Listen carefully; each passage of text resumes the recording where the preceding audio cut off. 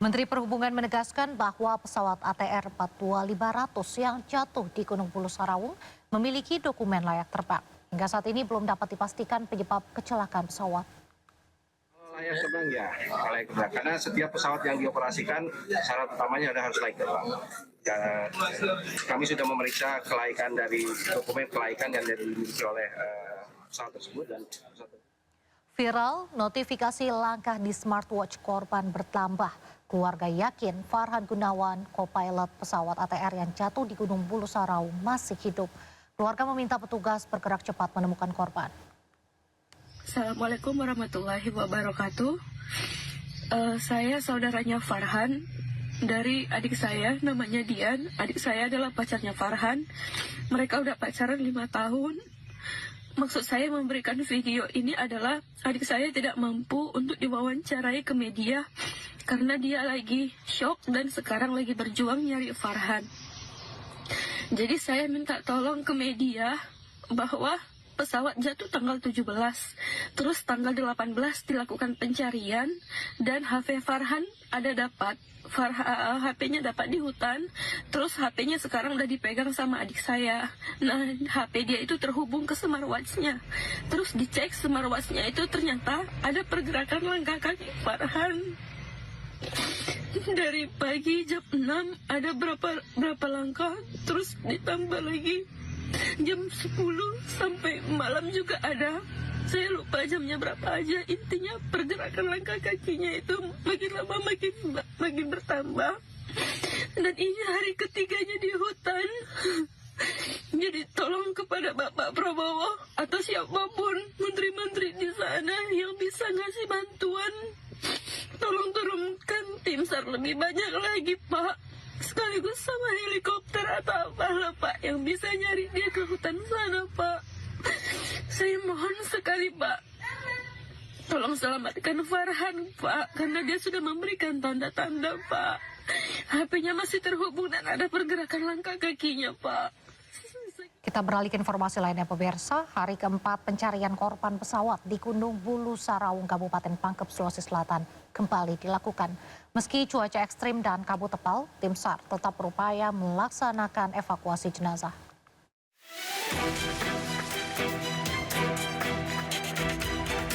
Pada pencarian hari ketiga, tim SAR gabungan kembali diterjunkan untuk melakukan pencarian dan evakuasi jenazah korban pesawat yang masih berada di lereng puncak Bulu Sarawung.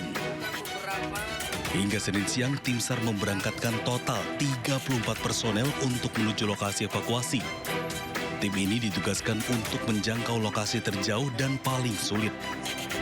Evakuasi dilakukan melalui jalur darat setelah opsi evakuasi menggunakan helikopter tidak memungkinkan akibat kondisi cuaca. Tim SAR menemukan jenazah korban berada di kedalaman 200 meter dari tebing puncak Bulu Sarawung bagian utara. Memang telah kita temukan dan tentunya ini nanti akan kita serahkan dari KNKT nanti yang akan mendeklar ini bagian apa dan fungsinya apa, itu menjadi bahan. Namun fokus kita adalah pencarian terhadap korban. Dari tim di lapangan memang telah menemukan korban. Namun karena kondisi cuaca dan kondisi medan yang ada, evakuasi ini belum bisa kita sampai di mana rumah sakit. Hingga saat ini, tim SAR gabungan mengerahkan 935 personel dengan jumlah tim sebanyak 79 tim yang tersebar di 4 sektor pencarian. Tim SAR juga terus melakukan koordinasi dengan BMKG terkait perkembangan cuaca dan berharap cuaca kondusif agar mempermudah proses pencarian dan evakuasi korban. Dari Kabupaten Pangkep, Sulawesi Selatan, Udin Syahrudin, iNews melaporkan. Kasus pungutan liar dilakukan juru parkir liar kepada sopir truk tronton di Kalideres, Jakarta Barat viral di media sosial. Usai ditangkap, kedua pelaku dibawa ke panti sosial Kedoya.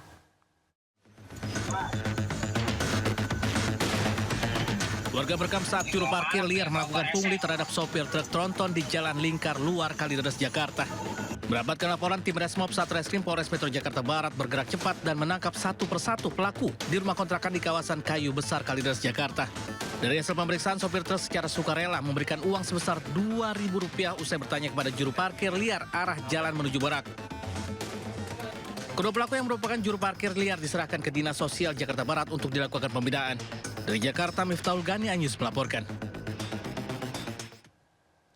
Pemirsa, warga Banjarnegara, Jawa Tengah digegerkan penemuan jasad gadis belia di pinggir sungai. Kuat dugaan jasad korban berusia belasan tahun diduga korban pembunuhan.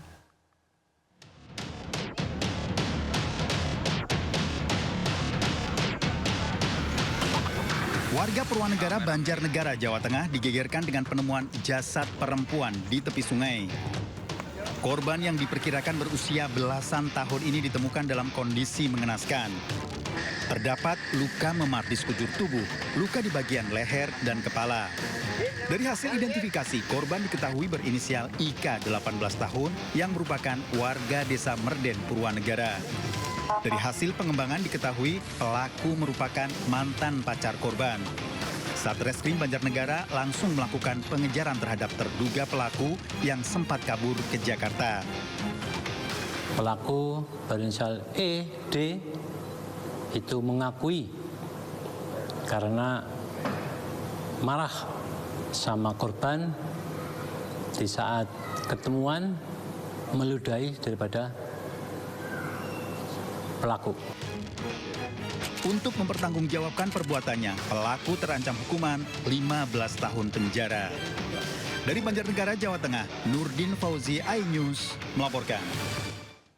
Tidak terima ditegur karena melaju dengan kecepatan tinggi di lokasi banjir, pengendara sepeda motor menganiaya sepasang kekasih di Koja, Jakarta Utara. Pelaku ditangkap saat bersembunyi di rumah kerabat. Lu kalau banjir pelan deh. Pertengkaran sepasang kekasih dengan seorang pemotor terjadi di Jalan Keramat Jaya, Koja.